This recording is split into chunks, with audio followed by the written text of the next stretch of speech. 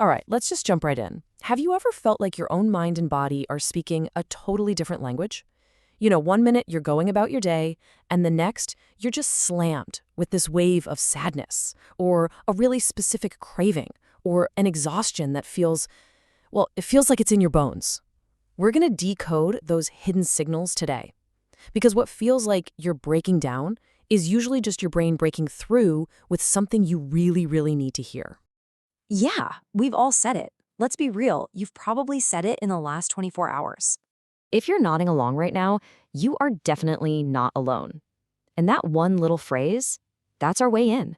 It's the small crack on the surface that shows us there's a much bigger, much more interesting world happening just underneath.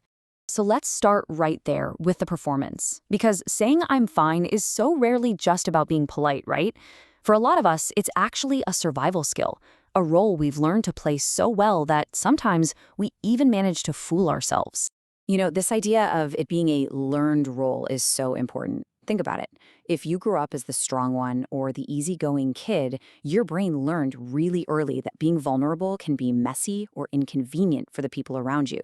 So your brain, being the incredibly efficient machine it is, just automated the whole I'm fine program. It's just safer, it's simpler, and for a while, it totally works. But here's the catch, and it's a big one. Those emotions, they have to go somewhere. They don't just disappear. They get packed away, stockpiled in the background. And that's exactly why you might suddenly crash on the couch with sadness when you're finally alone, or why you live with this low-grade hum of irritation you just can't shake. The performance is effective, for sure, but there's always a hidden cost. And that cost? Well, it leads us straight to all those confusing feelings that seem to pop up out of nowhere. You know that wave of sadness on a perfectly good day? Or that intense, out-of-the-blue food craving? These are not random. They are delayed signals from the part of your mind that's been quietly processing everything you couldn't deal with in the moment. Think of it like this. Your brain doesn't just store memories as stories, it stores them as emotional patterns. A certain song comes on the radio, or maybe it's just the way the light looks in the afternoon. Your conscious mind might not even register the connection, but your nervous system, oh, it remembers. So when that sadness hits, it's often your brain saying, okay, it's safe now. We can finally feel this. And this isn't just about sadness. Ever get hit with a sudden sexual urge when what you're really feeling is stressed or lonely or just disconnected? Well, your brain is just taking a shortcut. It knows that intimacy releases feel-good hormones, so it sends a signal for sex when what you might actually deeply need is just some comfort or closeness. The same goes for cravings and that feeling of being completely overwhelmed. They are all part of this incredible hidden language your body is speaking. And check this out. It gets even more specific. This is fascinating. When you're desperately reaching for something sweet, your system might actually be crying out for comfort, for a little tenderness. Craving something salty? That's often tied to stress and pure exhaustion. And that need for something super spicy? It can be your body trying to feel something, anything, to cut through a feeling of numbness. So your cravings aren't a weakness. They're clues in a conversation. Okay, let's switch gears and tackle another huge mystery, our social battery. Why is it that a party can leave one person feeling energized and alive and another feeling like they just ran a marathon backwards? The answer has nothing to do with being antisocial or awkward. It's all about how your brain is wired. Now, this right here is one of the most vital distinctions we can make. Introversion is purely about energy management. Socializing costs you energy. Being alone recharges you. Simple as that. Social anxiety, on the other hand, is all about fear, a deep, painful fear of being judged or rejected. Here's the telltale sign. If your plans get canceled and you feel a quiet, peaceful sense of relief, that's probably introversion. But if that relief is mixed with a heavy dose of guilt or shame, that's pointing towards anxiety. One is just how you're wired, the other is a painful but very treatable condition. So, if you're someone who gets totally drained by crowds, it is not a personal flaw.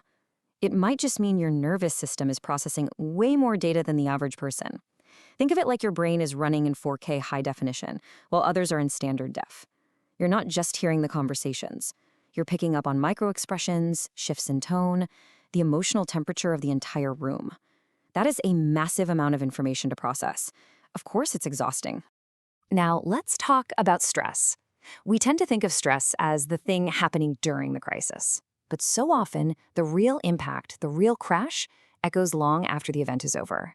Your body always keeps the score, and eventually it sends you the bill. And this, the cortisol hangover, is something so many of us feel, but we just don't have a name for it. It's the day after that huge deadline or a really tough conversation, and you wake up feeling foggy, numb, and just completely wiped out. That isn't you being lazy. That's your body finally starting the massive, crucial work of rebalancing itself after being flooded with survival hormones. See, it helps to understand this sequence. During the stressful event, adrenaline is like a superpower. It masks fatigue and gives you that laser focus to get through it. But that mask is temporary. Once the adrenaline finally fades, which could be hours later or even the next morning, the mask comes off, and your body finally registers the true energetic cost of that survival effort. The crash isn't the problem. It's actually the very beginning of your recovery.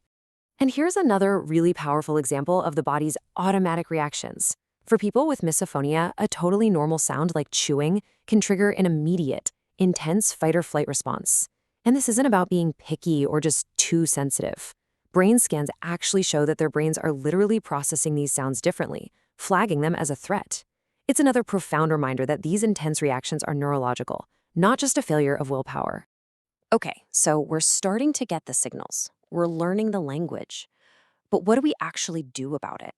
How do we move from just being hijacked by these feelings to actually working with them? The goal isn't to silence the signals, it's to learn how to respond to them with a little more skill and a lot less struggle.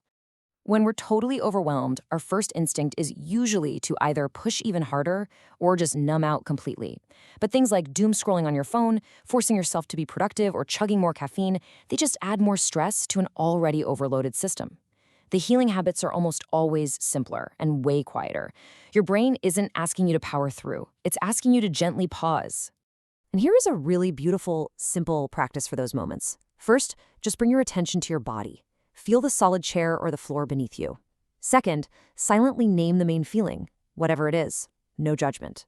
And third, choose a simple physical anchor, like the feeling of your feet on the ground. This isn't about solving everything at once. It's about giving your spinning mind one simple, real thing to hold on to. So let's bring this all together. All these signals, the sudden sadness, the burnout, the overwhelm, they're not evidence that you are broken or that you're failing. They're simply information. They're invitations from your own system to listen more closely and maybe, just maybe, to treat yourself with a lot more compassion. This right here might be the single most important idea to take away from all of this. We are taught that intense emotions, especially tears, are a sign of weakness, of losing control. But what if the exact opposite is true?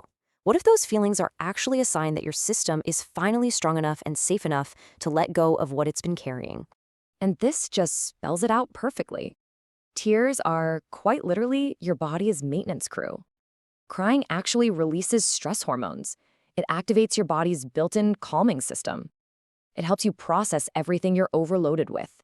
What our culture so often dismisses as being too sensitive is actually a sign of a healthy, self-regulating system that is hard at work.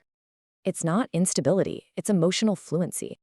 Ultimately, none of this is happening to you. It's all happening for you.